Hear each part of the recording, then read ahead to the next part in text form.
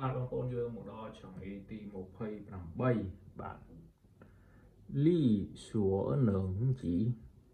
លីសួរនឹងជីបាទប្រឹងប្រែងឲ្យអស់ពីសមត្ថភាពបាទបងប្អូនណាលីសួរនឹងជីបាទអ្នកខ្លះគាត់ថាប្រឹងប្រែងអស់ពីសមត្ថភាពហើយតែវានៅតែមិនល្អវានៅតែមិនបានសម្រេចបាទយើងចេះតែប្រឹងតែខ្លួនយើងខ្វះចំណេះជំនាញបទពិសោធន៍បាទកាន់តែប្រឹងកាន់តែលំខ្លួនបាទអញ្ចឹងបានគេថាគេឲ្យយើងនឹងមានចំណេះជំនាញច្បាស់លាស់បាទចំណេះជំនាញមុតស្រួចបាទទើបបានយើងប្រឹងអស់ពីសមត្ថភាពទៅវាបានផល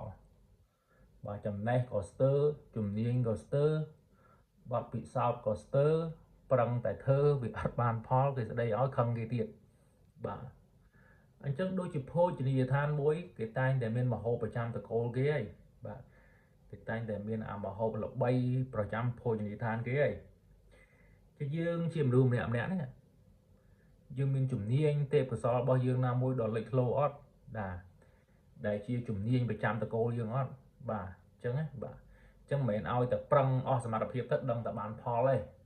បាទត្រូវតែមានចំណេះជំនាញហ្នឹងឲ្យវាច្បាស់លាស់បាទអាហ្នឹងវាគឺជារឿងចាំបាច់បាទលីសួរនឹងជីបាទប្រឹងប្រែងអស់ពីសមត្ថភាព